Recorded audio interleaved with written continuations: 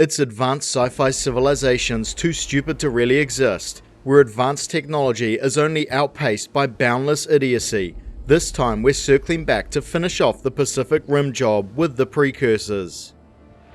First we looked at the stupidity of a fictional United Nations who, despite giving us the awesomeness of gigantic fighting mecha, responded to the ongoing threat of extinction by withdrawing behind a wall and counting coins. I wouldn't want to go in there with that limited amount of information. Now we're back to throw some jabs at the other side of the stupid equation, the masters of the neon-infused behemoths, the Precursors. Not to be confused with the Lovecraftian necro-squid monsters, also somehow supreme civilizational forebearers, those other Precursors from Halo. No, these Precursors are very different, but also eerily familiar, a race that seems inspired by the half-asses from Independence Day, not just with their passing physical resemblance, but their resource-stripping motivations. A ham-fisted invasion strategy that results in them taking a nuke to the face, delivered by a pack of cheese-encrusted heroes who have no business being proficient enough to punch their way to victory. We intercepted the kaiju and saved everyone on that boat. Though I will admit their leaders do excel in the rousing speech department, though thankfully we won't have to deal with anything as humdrum as computer viruses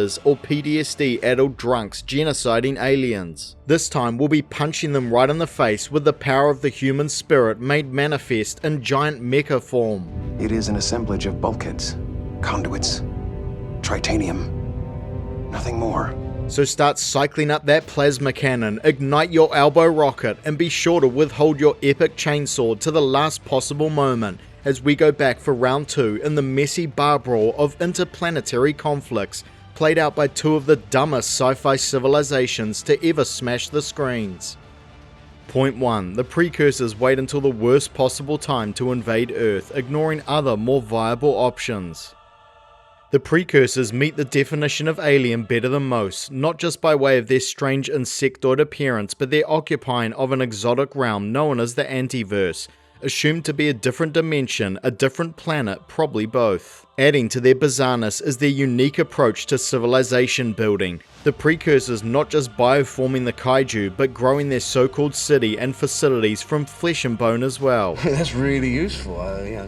We get into a fight, you can build our way out of it, eh? But ironically, despite the Antiverse being replete with life of a fashion, the Precursors' civilization is apparently dying. Their current sorry state of affairs seemingly a consequence of their predatory nature. The Precursors using their ability to open up interdimensional portals to move from world to world, stripping all resources, temporarily satiating their requirements before being forced to move on once again. This ridiculously ancient, highly evolved civilization long given in to their basest instincts by behaving like mindless locusts. You may not be in control of your more aggressive instincts. And now the prospect of colonizing Earth has got their mandibles all twitchy, so they begin a poorly conceived and extremely lazy campaign to take over our planet, beginning all the way back in the Triassic period. And unsurprisingly, their method of surveying the planet is batshit crazy to say the least.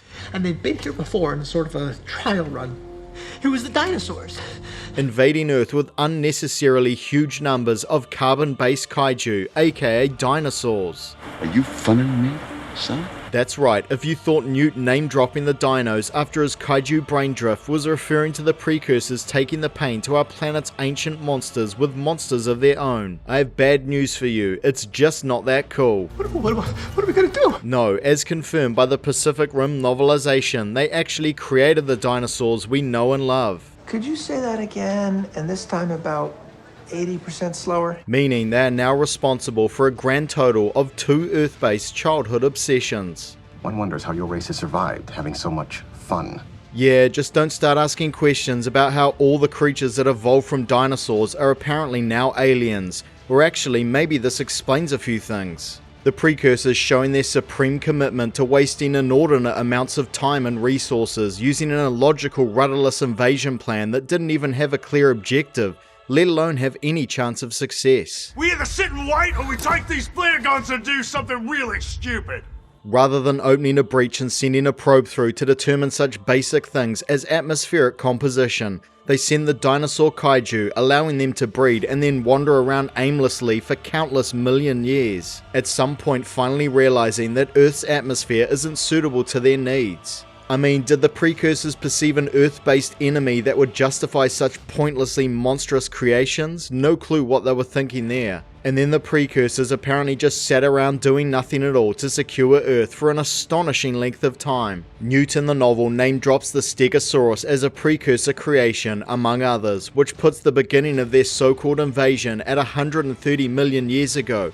200 plus million if we go from when the dinos first appeared. Though it is possible the Precursors have moved planets since then, or that the breach actually traverses time, which would mean they haven't been waiting that long, but both of these ideas would contradict the impressions Newt received about their situation. So the Precursors reappear in the 21st century to invade a post-industrial Earth, apparently finding the ruined atmosphere to their liking, perhaps counting on the fact that early mammalian life would eventually evolve into atmosphere wreckers, which is a hell of a long-term gamble to say the least. There would have been no way to predict this turn of events. But in all that time, with all their technological prowess, they've seemingly failed to explore other options that could extend the life of their civilization, which don't exclusively rely on random happenstance. First, and most obviously, the Precursors have apparently failed to learn how to live sustainably after 100 plus million years. 1 cubic meter of crap has enough phosphorus in it to fertilize a whole field. That is a long frickin' time to inhabit a supposedly dying realm. It sure seems like the Precursors are physiologically dependent on a planet having a wrecked biosphere and atmosphere. This late in the game, they've probably evolved to require the conditions of a dying world, severely limiting their available options and making even typically habitable worlds untenable for them, forcing them to move from world to world and just cling on for as long as they can. Which begs the question, why can't the supposed masters of biomolecular manipulation alter their own genetics, making themselves more adaptable, opening up myriad options for them, including a virgin Earth? That seems like it would be the ultimate solution to all their problems, and with the current sorry state of their civilization, it's almost an imperative. Today we are canceling the apocalypse! Granted, that may also require them to limit whatever pollution they're pumping out and find a more sustainable way to live. Another point, since the Precursors can apparently open breaches across the universe and/or different dimensions, could they honestly not find another suitable world in all that time? Or at least find a way to harvest resources from their part of the universe? Have you considered relocation to a planet where you could grow your own food? And of course, one of the more notable Precursor oversights, why couldn't they just terraform Earth to their liking long before humans hit the scene? It should simply be a matter of opening up the breach and belching out the chems required to get the atmosphere cooking. Humans managed to accomplish this unintentionally in less than 200 years. It shouldn't be that hard for this race of ancient, hyper-advanced aliens. Age before beauty, old man.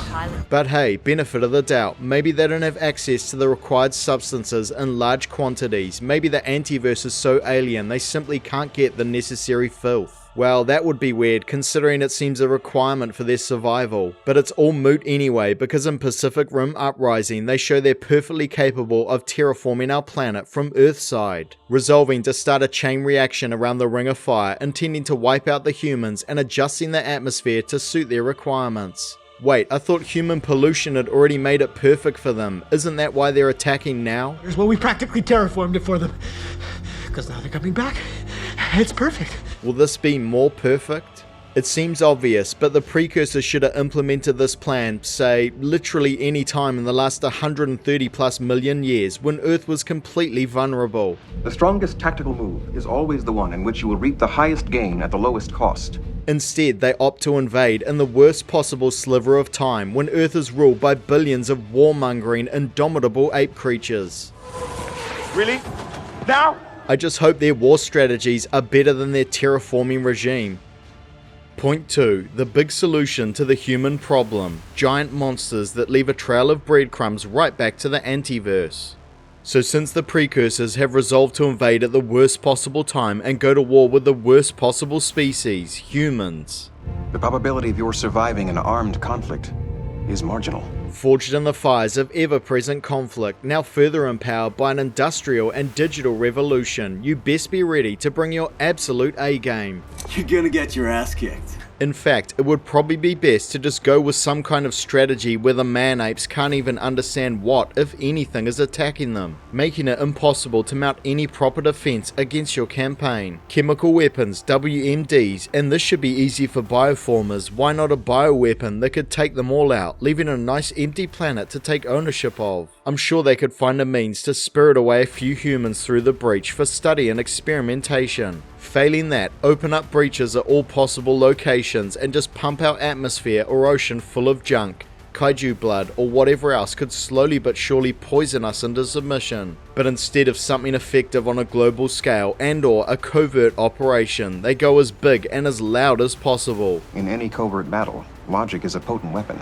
You might try it sometime. Bioengineering gargantuan monsters with the intention of crushing humanity one population center and individual at a time. And this round, they're silicon based, allowing them numerous advantages such as dense energy storage and the ability to grow them far larger than a carbon based frame would allow. The kaiju themselves going through an intensive refinement process where they're brutally pitted against each other in the antiverse, killed and recommitted to the genetic sludge if any fault or shortcoming is found, with only the strongest genetic lineages given the honor of being sent through the breach to be beaten to death by giant robots. And look, for what they are, the kaiju are very impressive and fairly good at what they do. Obviously, they possess massive physical might, a range of deadly abilities and weaponry, and are more intelligent than their beastly visages suggest. Able to formulate strategies, coordinate with other kaiju through their shared hive mind, converging on enemies, targeting vulnerable areas of the Jaegers, etc. It's not so much that the kaiju are bad at what they're meant to do, it's just that there should be far better options at the Precursors' disposal. Once the kaiju are brewed up, they're sent through a single breach in a static location at the bottom of the Mariana Trench,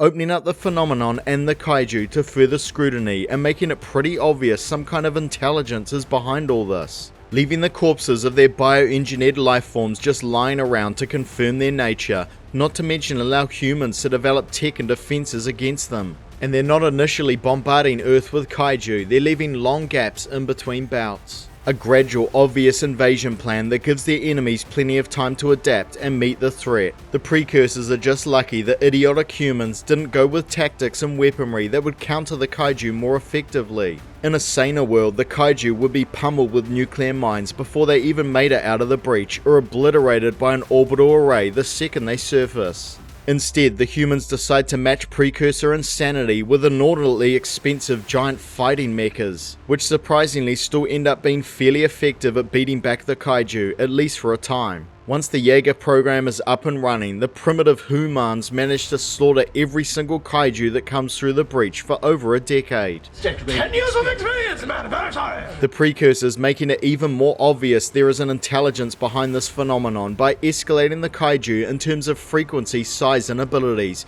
some of which seem to be direct responses to human strategies and technology. The aliens have been able to intensify their response now that they are familiar with our capabilities. They're just lucky the humans weren't quite smart enough to figure out these glaringly obvious facts much earlier than they did. A drift with the kaiju brain shouldn't have even been required. But wait, after the kaiju have destroyed the population centers, surely a race as intelligent as the Precursors has some kind of clever endgame to deal with the humans once and for all. Well, yes, they do have some kind of endgame that we know all about thanks to Newt gleaning more insights from his kaiju drift in the novelization. Surprising no one at all, the Precursors plan to mop things up on Earth with even larger bioengineered monstrosities that apparently dwarf even the largest kaiju. Who would have guessed? I'm sure that will finally do the trick. We may have to resort to additional force. I'm noticing some stale, unimaginative thinking going on here. Does that sound like a great way to exterminate all remaining humans? If you look at it sideways and you squint, then maybe you could say that, Even if they destroyed all the cities, they're gonna have a bunch of flea-sized rebels jumping around, hiding in holes all over the place. It's conceivable the humans could even build a resistance and defeat the Precursors before they can start colonizing properly. But of course, it would never even get to that point, with the triggered, bloodthirsty ape creatures now equipped with all the right intel. It's only a matter of time until they take the fight to the antiverse. Point 3. The Precursors start a war they're not equipped to finish, putting their weak civilization at extreme risk. So after throwing kaiju after kaiju at the Jaegers for many years, the Precursors and their beastly slaves finally start to get the upper hand, something they deserve almost zero credit for, only assured a fleeting victory by way of the incompetence displayed by the human leadership, the UN idiotically discontinuing the Jaeger program despite having literally nothing that could offensively take their place, not to mention scuttling nearly the entire kaiju and breach research program, leaving only a couple of bickering nerds who both seem to suffer from narrow-mindedness. Vic, they're attacking us under orders. That's impossible. Is that impossible? It's impossible. Instead, the UN decides that a large steel-reinforced concrete wall was the best way to defeat the kaiju indefinitely. So yeah, I'm not saying anything nice about the Precursor invasion strategy when that's the caliber of their opposition. But stand by, Precursors, your well-deserved punishment is on its way. The Kaiju Research Division gifted the motherlode of Precursor intel delivered by the liability that is the alien hive mind. At the 11th hour, Newton Gottlieb discovering the breach reads the DNA of any kaiju entering, allowing only them passage through to the antiverse. Which seems like a pretty crappy failsafe considering they're leaving the keys to their realm just lying around on Earth in the form of kaiju corpses. This wasn't even a hard puzzle to figure out. If the humans were actually smart, they would have sussed that one out years ago.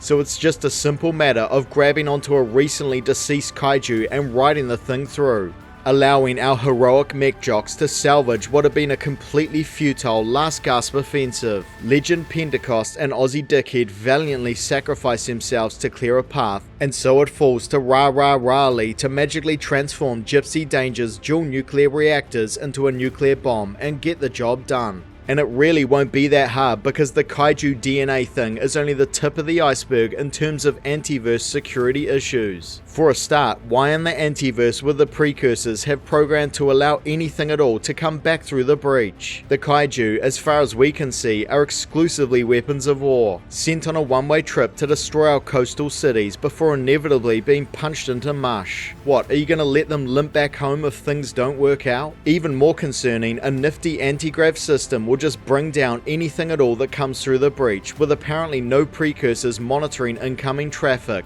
no alerts, no security gates, no defenses, nothing whatsoever. Sensors. This must have been the only thing to come back through in years, maybe for 100 million years, maybe it's the only thing that's ever come back through, and they just roll out the welcome mat without checking who or what it is. And lest we forget, the psionic alien hive mind allows the Precursors to know everything the kaiju are experiencing in real time, so they should have been well aware of the epic battle that was just happening up there, the mech jocks making it glaringly obvious they're attempting to attack the alien gash. I tried it once. Yet the Precursors seem completely oblivious to all that, let alone the fact that something has made it through. Telepathic abilities are undisciplined.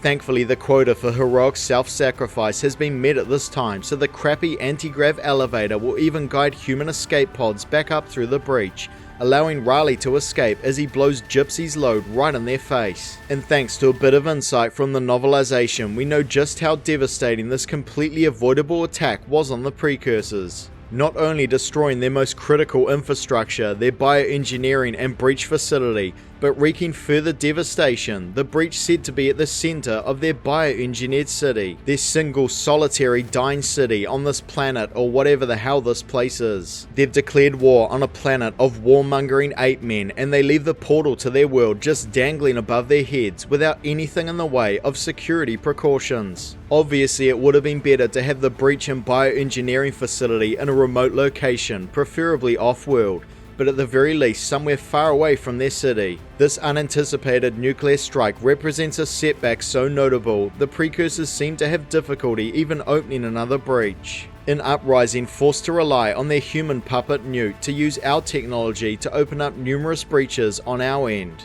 Obviously, cutting their losses and focusing on other worlds just wasn't an option for some reason. Logic dictates a single course of action. Retreat. Continuing their futile campaign against a species who have proven themselves to be more than a match for them. Just do us all a favor and disappear. It's the only thing you're good at. So they get busy opening up numerous breaches in supposed interdimensional soft spots around the globe, forcing the kaiju to traipse from their spawn locations around the Pacific and converge on Mount Fuji, looking to blow the Earth to hell. And we learn that previous kaiju invaders were supposedly also making their way to Mount Fuji, meaning that all of those monsters were just wasting time smashing up our cities for no reason. And oh boy, unexpected plot twist, their plan relies on an even larger behemoth. The various spawned kaiju stitching themselves together into the so-called Mega Kaiju, who, weirdly, is actually shorter in height than the Category 5 Sladen. So he's mega in girth only. Was that meant to be impressive? So what's the deal, little fella?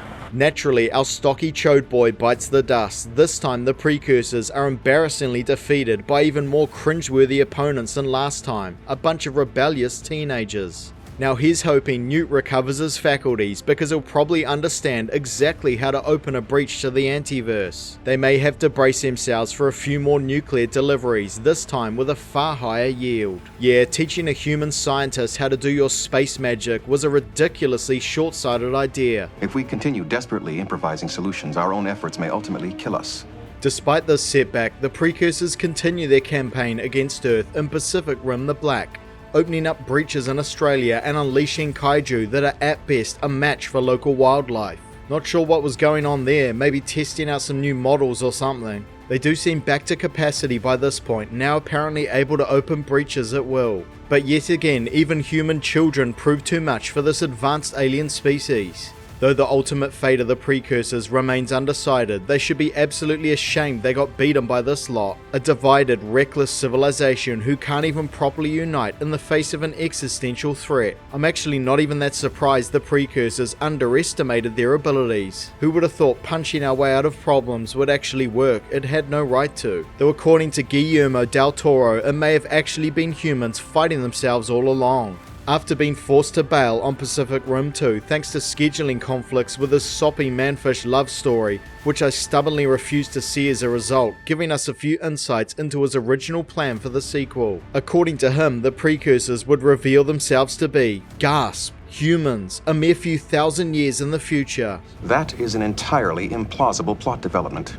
The Precursors are now the Post-Cursors, only appearing so alien because they're apparently wearing bioengineered precursor suits in some bizarre Russian nesting doll of unnecessary reveals. That's right, the Precursors, already struggling to be intimidating, have been reduced to the status of Scooby-Doo villains. And it would have been mine if it hadn't been to those meddling kids. And creating yet another point of similarity with the Independence Day aliens, as if we needed more. All of this having a similar zany energy to the Precursors created the dinosaurs thing times 1000. Though I'm still unsure whether this would have been better or worse than the Jaeger kaiju hybrids we ended up getting. Now the power of human collaboration in the face of an external threat doesn't count for much, since we're wrecking planets and punching ourselves in the face everywhere and forever. I have found that most humans are less than meticulous when it comes to their domestic habits. Though I guess, depending on how the temporal mechanics of the Pacific Rim universe work, this could contribute further to the Precursor roast.